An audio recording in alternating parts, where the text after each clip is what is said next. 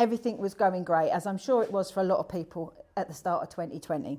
And then we got locked down and everything changed. It's all revolving around caravans and motorhomes, single point of failure. So that when the industry shut down, that was it. I had nowhere else to go. So I needed to do something about that. So I was looking for an opportunity that would fit with me. MIIs, multi-income individuals. Why I'm one myself, how it's helping my business, and hopefully to try and dispel sort of the stigma that's attached to having a secondary income or a secondary income stream. Hi and welcome to Business Rainbows and Unicorns, where there's no such thing as failure if you don't try. This podcast is specifically for business owners or wannabe business owners. Say you've got a side hustle or you've got a passion for something and you think it'd be absolutely amazing, or you see people that do amazing things with their passions and what they enjoy doing. Well, you can do that. So please subscribe. It always helps a little podcast like ours. Listen along for tips, tricks and advice. You will just need to add your passion and spark to help you build a successful business. And we hope you enjoy listening to this episode. Hi and welcome to Breakout Business Rainbows and Unicorns, where there's no such thing as failure if you don't try. So this episode is a very special episode. We have monthly networking meetings and Liam from Record and Repurpose very kindly recorded the chat for us. This month it was Fliss, aka the trailer lady, who talked all about MIIs. MIIs, if you're unsure, are multi-income individuals. So coming out of the pandemic, Fliss looked at her income and realised she had all her eggs in one basket. So looked at other income streams. So if you're looking at other income streams or inspiration or ideas of how to get money from different places, if you find this useful, let us know what you think, but share, subscribe, and also let us know if you're interested in networking meetings. We hold them the last Tuesday of every month, one in Sudbury, one in Long Melford, but follow us on social media to find out who our next speakers are and when the next dates will be. Motorhome, trailer courses, mainly confidence building, because you don't need a test anymore to drive most things. So it's mainly confidence building.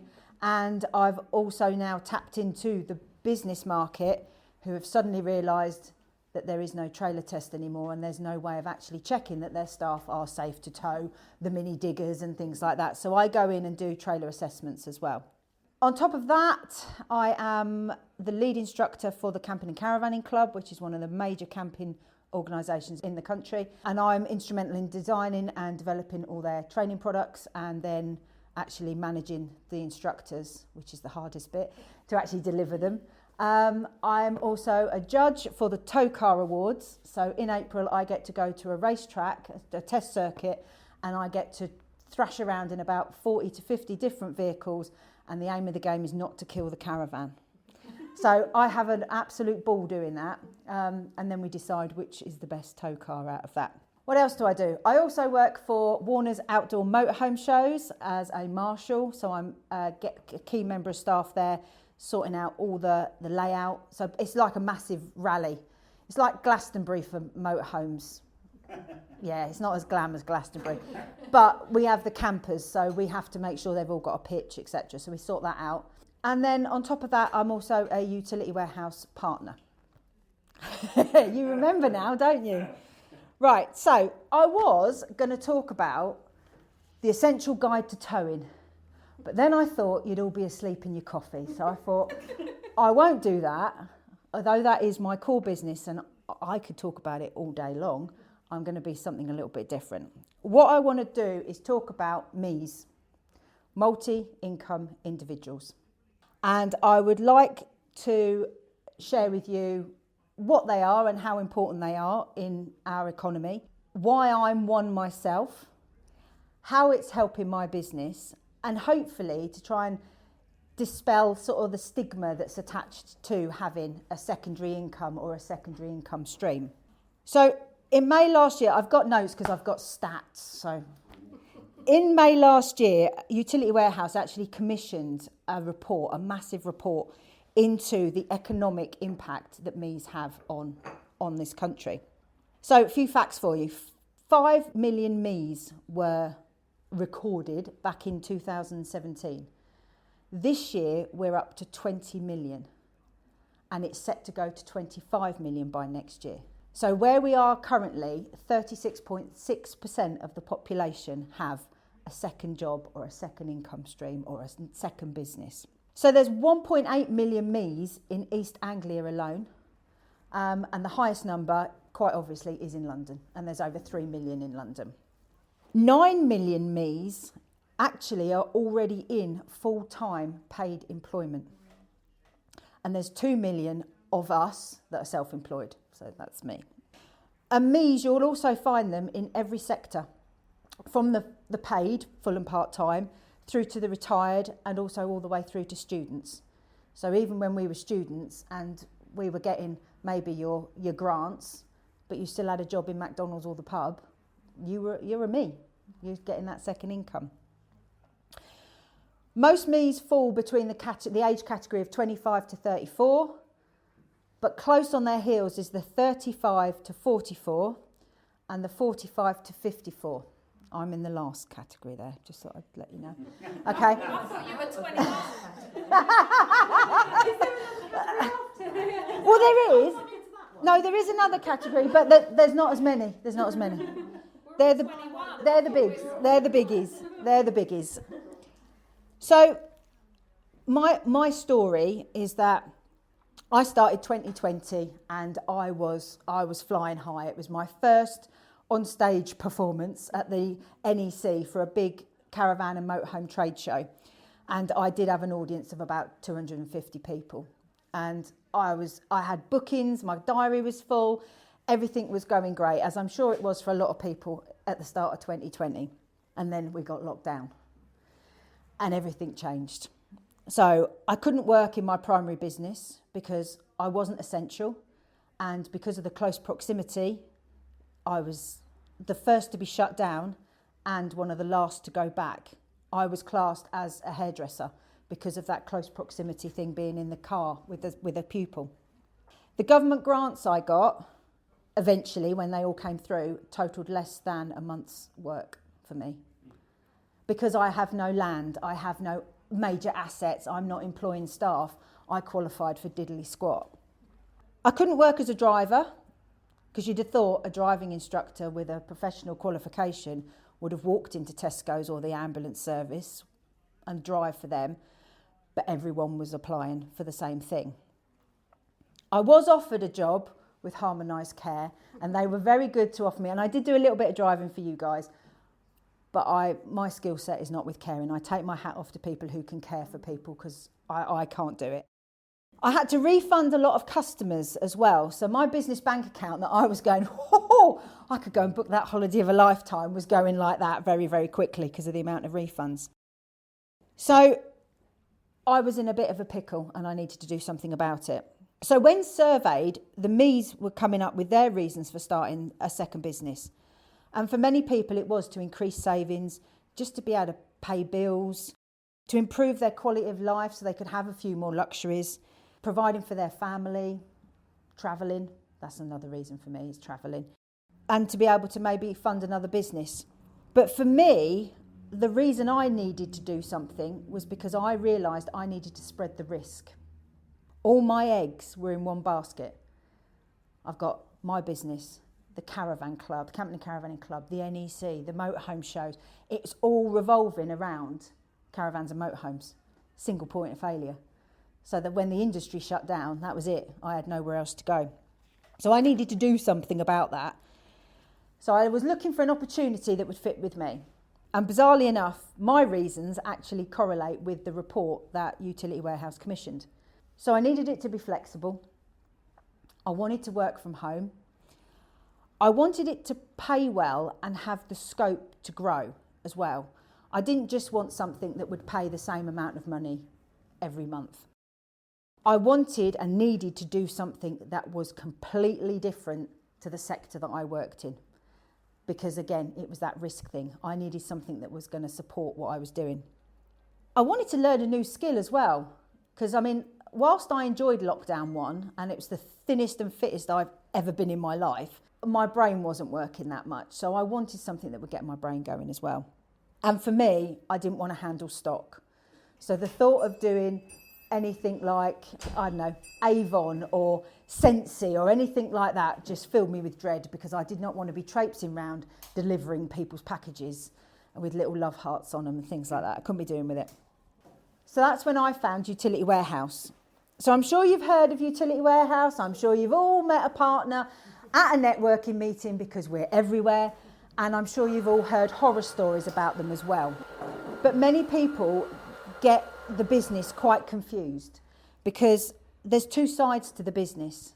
So people won't sign up their utilities with Utility Warehouse because they think it's a pyramid scheme. But actually, the two sides of it are very, very different. For a start, Utility Warehouse is a FTSE 250 company. It is regulated by Ofcom, Ofgem and the Financial Conduct Authority. It provides award-winning energy, broadband, mobile phone and insurance products, and it's supplying over 800,000 customers. Now, a pyramid scheme is where people pay to join a scheme and then get paid to bring other people in who pay to be in the scheme. And it goes on and on and on until suddenly they run out of people that they can convince to join, and that's when it all collapses.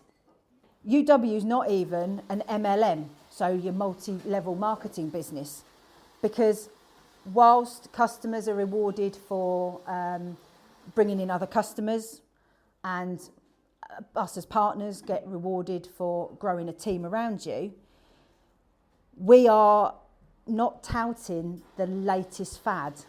We are encouraging people to switch essential services.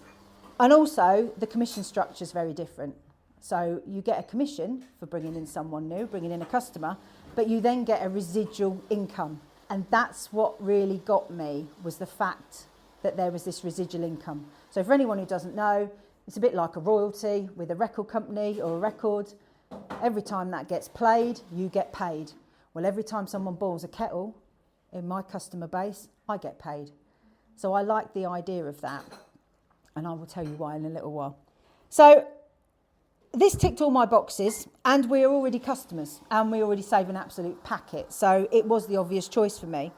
So I will go on to shortly about a bit more about it. But for me, and this has come up, I'm sure if you've watched Farley's social media, there's a little snippet in one of our, because I did a podcast with Farley before I went to Spain, about being a hobbyist. If you've seen that one, yeah, that was me, sorry. If you've listened to the podcast, sorry, it did go on. I do apologise. It was like one of the longest podcasts that she's ever done. He fell asleep. He was asleep in the corner. It was that bad. Anyway, so I believe that you should be, if you are going to be introducing people or you're marketing something, you should be a consumer. You should be a hobbyist. You should be a passionista if you want. Okay? I couldn't go and work in the Apple shop knowing in my pocket is a Samsung phone and I'm devout to Samsung. So to me, a bit like with the UW, I am a customer, I like what they do, so I can talk to other people about it. So during lockdown, I set about building my business, and I did very well, and it gave me a nice income when I couldn't be a driving instructor, and I recruited a small team around me, and life was good. Then we reopened, didn't we? And everybody decided they wanted a caravan because they couldn't go on holiday. So my phone just went absolutely crazy. And for a lot of people, to get a caravan, they had to do the B+E trailer test. They had to go and do another driving test, and they needed a driving instructor who had a suitable car and a trailer. That'd be me. So I was laughing, absolutely laughing. Bizarrely enough, 2020-2021 financial year was my best ever year. Considering how little we could actually work, I'm still paying the blinking tax stuff now. That was my best year. I was working 7 days a week, as I'm sure a lot of us were. We were just trying to claw back anything we could from being locked down. The trailer was doing over 500 miles a week, and the caravan could be seen around Sudbury several times a week as well. It was crazy. So, quite rightly so, that took priority. The UW business, my second income stream, dropped away a little bit into the background. I was still signing people up, but it wasn't in the foreground. But it was just there, working away for me. And I thought about giving it up. it served a purpose, right? It paid me when I needed it to. And now I was back and the driving school was thriving. And then I thought, this saved my skin when it all went tits up. And I'm going to start getting a residual income from this, which means I don't need to put as much effort in and I'm going to get paid from it. So I decided to keep it because, again, I wanted to spread that risk. As a sole trader, I am a single point of failure. If I get ill, if I break a leg or anything like that, that's it, everything stops. As much as I can rely on my husband, and these guys will back me up because they know him, I think he would really seriously leave me if I told him he had to do everything in the business. So, yeah, I am the single point of failure. And I also realised it was safeguarding me. It was safeguarding my business. It was safeguarding the family. So 2021 then continued in the same vein. It was absolutely crazy. But I was enjoying the spoils of 2 income streams. I was like, this is nice. I quite like this. Then disaster strikes. The government, in their infinite wisdom, decided to scrap the B+E trailer test. And they decided to scrap it 2 days after the consultation ended. So they already knew what they were going to do. It was indeed. They'd made their decision. So there I was at a motorhome show, funnily enough, parking up motorhomes, watching my business go down the Swanee. I was crying. I literally had tears coming down my face, going, go park over there, have a lovely weekend. And I just looked an absolute mess because 50% of my business just went like that. So funnily enough, there was more refunds. I'm very good at refunds. Refunds had to be paid out. And whilst I was absolutely gutted because I don't know if anyone's had it happen to them, but when the rug is pulled out from under your feet in business and it is not your fault, it is the most sickening feeling ever. And I just thought, well, what am I going to do? How am I going to make ends meet? Enough. Because at that point, UW was still growing. How am I going to make this work? And I was annoyed about the government and how they treated me. I was concerned for my customers. And I was actually concerned for road safety because I thought, geez, I've seen the state of the driving with a test, let alone without a test. But actually the one thing I wasn't overly concerned about was money because I knew the UW was there and it was giving me something. So I wasn't destitute. I had a bit of breathing space.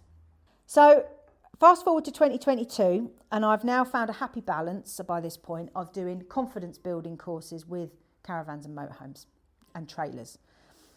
I'm loving life because I'm not having to fight with the DVSA for a driving test slot and I'm not sitting at a driving test for an hour and a half, a driving test centre for an hour and a half waiting, hoping that my car and trailer come back in one piece because that's not a very nice feeling on a daily basis either. So life was good. The UW business was doing well. Everything was great. But I knew there was more that I could do because I've just got this thing about risk and I've seen we've lost friends recently. Things have happened and I just keep thinking about risk and I just want to spread that risk as much as possible. So my aim, and I say this every January to my husband when I open my diary up, this year we're going to work smarter and not harder. And he goes, yes, dear. I'm going, no, we are. We're going to work smarter and not harder. And I wanted more income streams to spread that risk. So last year, I came and saw Farley to sort out my social media. Because what I was looking for was I wanted to start attracting different people, collaborations. And just the way we've been talking before I even sat down, you've all almost stolen me thunder with what I was talking about because you've all talked about collaborating and working together. But I needed to know, for me, to be noticed in my sector, and I'm sure it's the same for a lot of other people, it is about social media. So I needed my social media on track. So I came and sat for hours with Farley doing my social media stuff. But I wanted something that would work. I did not want to be getting to the stage where I was photographing what I had for breakfast just to put something on my Instagram page. Now, Farley will vouch for me here. I have a love-hate relationship with social media. Mostly I hate it, but I'm finding, and I'm sure you guys are the same, it's here to stay. We can't bloody avoid it. And for small businesses, it is the way forward. But for me, to be on stage, to be involved in more things, I needed more followers. I needed more engagement. I needed to be seen more. So that's where I came to Farley, and we put a sort of strategy together, didn't we? And she just gave me a list of homework, really, is what she did. She has publicly apologised to my husband. He'll have a curry as well when you're ready. So I was starting to be noticed and things were starting to work out. So now let's cue to July last year. I'm at the Norwich Motorhome Show on the trade area in a purple t-shirt on a utility warehouse stand. So I've finished what I'm doing for the Motorhome Show, and it's my free time. So I've managed to grab a slot on this stand promoting utility warehouse. And walking down comes this bloke in orange known as Motorhome Matt. And he's quite big in our sector. And he's got a shop selling all caravan and motorhome stuff. He's got motorhome rentals. He's got a storage yard. But most importantly, he's got a podcast and he's got lots of followers. So I started chatting to him in a purple t-shirt, trying to engage him with gas and electric, and then thought, no, sod that. Let's talk about caravans and motorhomes. And it was amazing because he was conscious that in our industry, females are not very represented. They'll have ladies up on stage talking about their solo trip to Iceland in a motorhome, which is inspiring and it's amazing, don't get me wrong. But when it comes to technical stuff, on the stages and on the social media, they are middle-aged, balding, fat men, generally. And he recognised that. So he wanted to push me more to try and level the playing field, really. And he pledged to help me. I was like, excellent, this is good. There was people walking past me going, I'm interested in gas and electric. No, not now, I'm busy. Come back later. Come back later, I'm busy at the moment. So moving on from that, so Matt's there in the background, championing me. And it was on the podcast that I did with you back in November. This one starts talking about Amazon shop fronts. And I was like, oh God, add it to my to-do list. But I didn't want an Amazon shop front because there's a lot of influencers in my area and they were already doing Amazon shop fronts. So I didn't want to be a sheep and do Amazon, but I did think it's an income stream if I can have some kind of shop front. So, Motorhome Matt. I was in France at this point, heading for Spain for my 3 months over the winter, and I'm on the phone to him going, do you fancy doing some kind of partnership? And he jumped at the chance. He said, well, I've seen what you can do. I've seen you in action. He's heard me speak. He knew me, so he had no problem in coming up with an affiliate marketing link. Within 2 weeks, I had the shop front, I had the link, and I had a discount code, and it's up and running. So that's another income stream. So I've now got 3. And we did a little launch video at the NEC, so anyone who follows my social media will see that. Shocking. It was so funny. We were just laughing. You won't believe actually what's happened to him in this last week. He's not been well, and he left the NEC on the Monday. He had a turn on the Tuesday, and he was in hospital having heart surgery on Wednesday, and he's had balloon stents put in his heart through his wrist. And he's currently recovering at home. So yeah, we're lucky we got him actually, because if he'd have carked it at the NEC, that was my business plan out the window, and I have told him that. That's another risk. So I got that income stream, but then I thought, what else can I do? There's got to be other things. You're going to love me. You're going to be so pleased with what I've done. I was thinking, what else can I do? The companies out there that have got products and services that align with what I'm doing. So cue Total Shield Insurance. Now, the guy that's involved in that, Matt, I keep it simple. If they've all got the same name, I haven't got to worry about it. So he's Insurance Matt. So Insurance Matt, I know him because he works for Total, who are part of a bigger umbrella organisation who we insure our motorhome with. So I already knew him. And of course, he already knew me. And Total Shield are trying to grow their business, and they're offering to anyone in our industry 10% commission for introducing people. I was like, have some of that. And again, they're going to do me a banner that's going on the website, and this is all going to be great.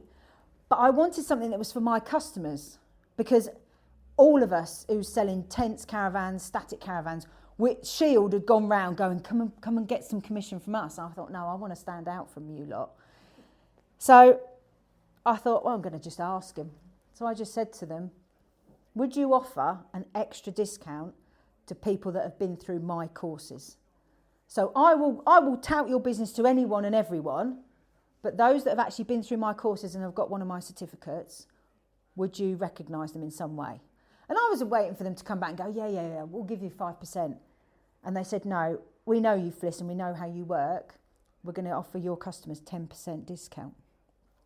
Now, the only other people that get 10% discount are the big camping and caravanning club and the caravan and motorhome club. And they're national organisations. And they're giving me 10%. Little old me in Acton. I know, I'm so excited. So, again, that's like another income stream. Because especially with insurance now, that's 800 to over £1,000 for a motorhome now to insure. That's going to be a nice little commission coming in. So that's another income stream. So to me, it's just a win-win. So I've also launched a YouTube channel. This man helped me. I rang him from Spain. He was lovely and he helped me. So 95 subscribers now. So I've got a YouTube channel. Now, again, at the moment, that's not making any money and it's not intended to make money, but if it does, that's a bonus because I'm using that as an educator. So people can come on a course, I'll teach them something, and I can tell you now, by the time they get to the end of the road, they'll have forgotten what I taught them. So then they can go on YouTube and they can watch my videos and see how they do things. But if it makes money, that'll be a bonus. I've also been invited to join the Caravan Writers Guild. And yes, it is as dull as it sounds. I was going to say, is that a thing? How is that a thing? No, trust me. Trust me, it is. It is a thing. And I know quite a lot of them on it. And I'm not sure yet if I want to do it, but... Is it that you write in the caravan or on the caravan? No, it's basically, it's an organisation, it's a guild of caravan and motorhome journalists, basically. But it is as fuddy-duddy as it sounds. But... So you're bringing a new lease of life to it? Well, they have taken... There's been a change in the committee, and the committee average age has dropped by about 20 years. And they are trying to regenerate it and rejuvenate it. And it used to be that you had to be a published journalist and you had to have had something in text and all this. Now they're going, well, actually, if you're doing content and you're doing video, you qualify. And that's why they've approached me to come and do it. So then that's got me thinking, well, actually, if I've got that little badge sitting behind me on my website or whatever, or my CV, people might take me more seriously if I start writing articles. And when I'm sitting in Spain over the winter, I can write articles and get paid. So that's another income stream. Sounds like who still feels bad she's paying off her tax from 2 years. Yeah, we're getting there. So I'm thinking that's another income stream. So why do you have a secondary income stream? Well, you can make more money in your free time. I know, or 10. Make more money in your free time. You can spend it on your family or for travelling. It's also a good way for paying your bills. It provides an income for me. The big thing is it's providing an income when I can't do my primary business. And I choose when I work. So if I want a day off, I have a day off. I don't schedule anything in. But I've still got money coming in from different streams. So I work my businesses very seasonally. As I've said, this is now caravans and motorhomes from now until October. And the utility warehouse stuff is just in the background. And then over the winter, I switch them. And because I can work from Spain, as long as I've got internet and a laptop, I can work from Spain. So I will work that business and put the driving school to one side. Well, I tried to, but Farley gave me too much to do this winter. So I tried to park it, but there's a lot involved in it. But generally, that's how I do it. And it works really well. So why should you think about obtaining a secondary income? Well, there is that wider cost of living crisis that is not going away. There's rising household bills, and even though the government have recently announced that we're going to save £236 on average off your energy bills, that only equates to just under £20 a month, which ain't a lot really. It's not going to save the world, is it? You might want to help fund your retirement. I have got a tiny pension from the police because I used to be a civilian in the police, and I've got my husband's. So I nearly spoke present tense then, didn't I? I've got my husband's widow's pension. He's not dead yet, but I would have that, and that. Just text him. Yeah. So. Sleep with one eye open. So don't knock it. Don't knock it. He's Check the cupboard. check the cupboards. Yeah, check the handrails on the stairs. So that's all I would have. So for me, again, more income streams, I can actually start seriously thinking about building a decent pension for myself. I don't like to be doom and gloom, but there could be another pandemic. Something like this could happen again. We've got an election year, so who knows what's going to go on with that. So it's just, for me, it's just spreading the risk so that you're covered for any eventuality. Now, don't get me wrong, it's not always easy having a second income stream. And some of the barriers that I identified in the UW report included not enough time to effectively put into the second business. And I know at times that I could put more into UW than I do, but sleep sometimes has to take priority. Lack of motivation or inspiration for the second business. Now, put me in a room and ask me to talk about caravans and motorhomes and I could put you all to sleep because I could just go on and on and on and on and on. But gas and electric's not very sexy, is it? It's not. It really don't. It don't get you going. So sometimes for me to get enthused about that is quite difficult. Challenges associated with the primary business. So again, when I'm in demand with the driving school, my brain, my perimenopausal brain, can only cope with so much. So again, sometimes that secondary business is affected. Now, this was a big one for me, was lack of skills. The energy market, as I'm sure you're aware, is always changing. And again, like any big company, there's always an offer on. So UW are always changing their offers, or they're tweaking their terms and conditions, or they're bringing in a new product or something else. So you're forever learning. And I always worried, and this goes on to the last one about lack of support from friends and family, I was always worried that people wouldn't take me seriously in my second income stream. It was like, well, why does she need another job? Is she struggling financially? Is the driving school failing? What does she know about gas and electric? She's a bloody driving instructor. And that was a big thing. And you get imposter syndrome as well, because I do know what I'm talking about because I'm a consumer. I use their products, so I know what I'm talking about. But you still have that fear that nobody's going to take you seriously because it's not what you're known for. I'm known to be a driving instructor. I'm not known to be helping people save money on their bills. So that was a big thing for me. But I have pushed through it. I've pushed through. I wouldn't say I've broken through. I'm definitely still a work in progress. I get all inspired and I'll ring a few people, and then a few days later I'm scared to pick up the phone to ask if I can save someone some money. But someone rings me up and they ask me about a caravan course, and I won't get off the phone till I've got a booking. How? I don't know, but I suppose it's just how things work. But there's a saying in UW, and that is never let go of the rope. So even when I'm having those doubts, and even when one business is doing better than the other, I just don't give up. I could have sacked off UW and just stuck with the driving school, but I don't. I hang on because I can see the bigger picture, that I'm spreading the risk and I'm keeping lots of different income streams open. So all I want to do is just finish by saying that really there shouldn't be any stigma attached to being a multi-income individual, because surely all a me is an entrepreneurial business person. So that's me, and I just wanted to sort of bring out the fact that having different income streams as a little sole independent person can be quite good for your business. I was going to say thanks to Fliss. Thank you so much for chatting. Thank you. And happy birthday to Janet! Happy birthday!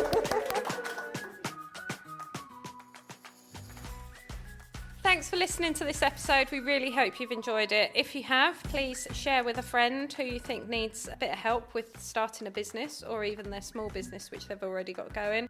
Please like and subscribe to our podcast, which always helps a small business or small podcast like us.